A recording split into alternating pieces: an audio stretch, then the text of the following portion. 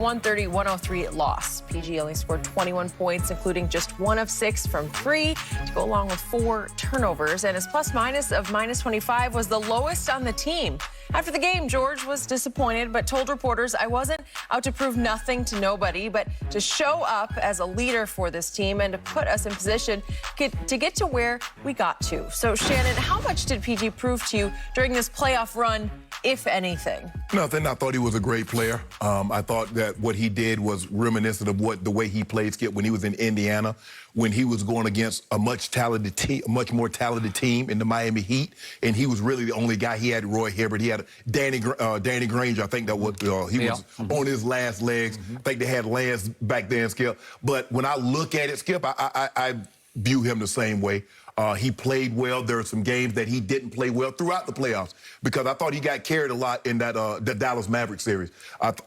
He didn't shoot the ball with a great percentage. He wasn't very efficient in the Mavs series. He wasn't very efficient in the Utah series. But some guys gave historic performance. You got Terrence Mann. Kawhi had series. Pat Bev had series. You got guys that came along. And then once Kawhi went out, Paul George is used to being a solo artist. It wasn't like this was unfamiliar territory to him, Skip, because that's what he was in Indiana. So he just did what he knows how to do. So I don't gain, I don't lose anything for Paul. I still think he's a phenomenal player. But this notion that the name that he gave himself is that we expected him to do what he did the other night. Maybe not to that degree, Skip, but on a regular occurrence. But it's not easy. And when you see these superstars and you see the Kevin Durant's and you see the LeBrons and you see these guys and they do this game in and game out, you have to have a healthy level of respect. See, people take it for granted. Because when LeBron do all that ain't nothing. He's supposed to do it. Okay, he's supposed to do it. But when you see these guys not only do it for 3-4 games, Skip, do it over the entire playoffs, now you have a great appreciation. And you want to tell me about, he wore down. Let me tell you something about wearing down. LeBron James in 2013 playoffs played 960 minutes. That was 178 more minutes than the second most player on his own team, LeBron James. That was 180 more than Paul George. So, and he gave you that. Let me tell you what he did. He won the championship. He won Finals MVP. He led the playoffs in points, assists, steals, and plus minus and win shares. That's what he did. So if you want to be legendary, you don't use minutes. And he played more minutes than Reggie Jackson, way more minutes than Devin Booker. Because we've seen a guy do it and still give you that virtuoso. Rested down the stretch, you load managed him. Goat did load manage. Gave you MVP. Don't worry about it. I told you we saved that boat. We were going fishing. I said, hold on. Just wait. I said, Doc, I understand. I paid for this. That's the one thing about a charter. You charter a flight or you charter a fishing boat, they leave when you want to leave. That was a long wait. Yeah, they got that. I got plenty of money. I say, I got a couple of friends that's coming. They on their way. Do they know we're waiting for them? I said, yeah. I told them I'll wait. I said, I'll give them 2 weeks. All I got to say is your respect for Paul George must have skyrocketed through these playoffs because you continually put him in the same sentence, the same debate with LeBron James. No, that's impressive. No, you told me superstars, and you say superstars get judged accordingly, okay? You told me yesterday Paul George was a superstar, and the performance that I did not say he was a superstar. What I've never said that. Complimentary superstar? Yeah. Okay, but you said that was very LeBron-esque. Very LeBron-esque. I said he has LeBron-esque ability, and I think you would agree. Whoa, what they got to do with it? There are a lot of guys that got LeBron-esque ability, but can you put it when it come time, when he throw it up in the air, what can you do?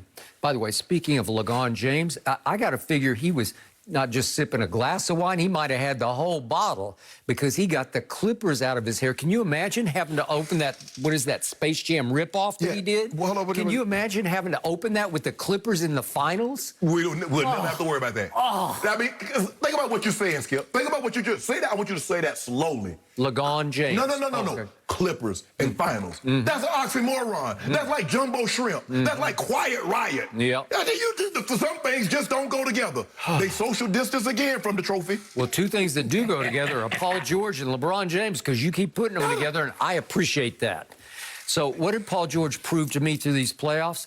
that he has better control of his emotions than he did in the bubble. I think he learned a lot this year from Ty Lue, that he grew up a little bit and he toughened up a little bit. Not a lot, but a little bit. Where he was at the height of his talent through this playoff run. You know, he may start to go on to the downside because he's been in this league a long time now, and he's been through as we know, a career-threatening knee injury. And 2 shoulder surgeries going into broke his leg. Yes, he did. But the point is, all he did for this playoff run was go 27, 10, and 5. Well, that doesn't grow on Palmdale palm trees. He's from Palmdale, right up the road here from L.A. And all he did without Kawhi Leonard, once Kawhi was lost after Game 4 of the Utah series. So he played 5, 6, 1, 2, 3, 4, 5, 6 without Kawhi. He averaged 30, 11, and 6. That'll work. That's big-time numbers. That's the kind of numbers that are rare for anybody to. When you do that, you have big-time ability. This is a playoff run, and obviously Games 5 and 6 he was terrific in, and then he had he had the one night in Game 5 against Phoenix where you said, wow. Here's the problem. Against Phoenix in this series, he shot worse and worse from 3. If we go Games 2 through 6 versus Phoenix, he was 9 of 40 from 3. That's 23%. For a guy who in the regular season this year, he shot 41% from 3.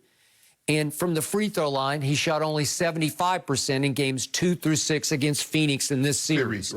Well, he shot 87% from the free throw line during the regular season. So something wasn't working. And to me, there's still the three-point shooting. It's just clutchness. It's overall clutchness where if you'd made just a few, you shot 23, again, 9 of 40, 23%. Well, what if maybe 33% is a different outcome. Hey, it's a different outcome. Seriously, if you made, instead of 9 of 40, what if you made 15 of 40?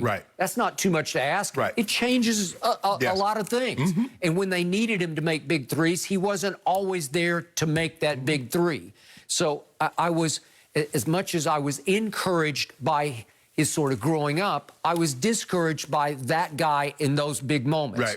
And could we see what he said last night after that game as he put it in perspective, what happened to him last night? I came up short again.